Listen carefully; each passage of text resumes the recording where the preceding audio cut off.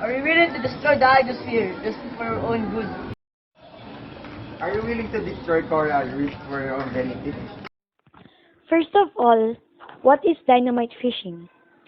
Dynamite fishing is a practice wherein either dynamites or explosives are used to blast schools of fish. This practice has been considered illegal in some countries, yet they are still very common in some countries in Asia. There are many effects of dynamite fishing in the whole world, specifically Asia. First, it causes the destruction of coral reefs, even though coral reefs just cover 1% of the earth. They are still home to other fishes.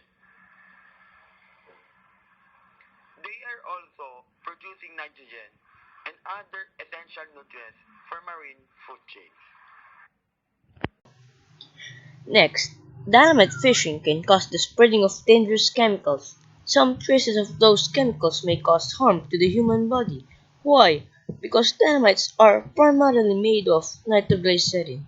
Nitroglycerin is a dense oily liquid. It is made up of oxidant and fuel, so it is considered to be explosive. Once you digest this chemical, it causes headache. This doesn't only affect the human body, but also the marine environment. The marine environment is where future generations of fishes grow. Dynamite fishing pollutes the water due to its chemicals, as said a while ago.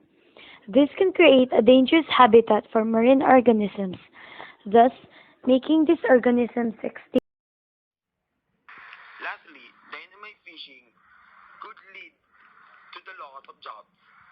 The number of fishes they will catch will lessen and will lead to the loss of jobs of fishermen.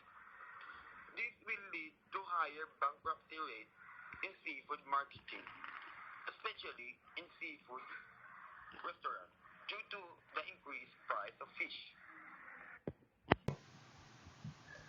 To sum everything up, dynamite fishing has several negative effects to the environment, especially to the fishes and to us humans. With the use of advocacy, laws, regulations, and proper education, we can end dynamite fishing.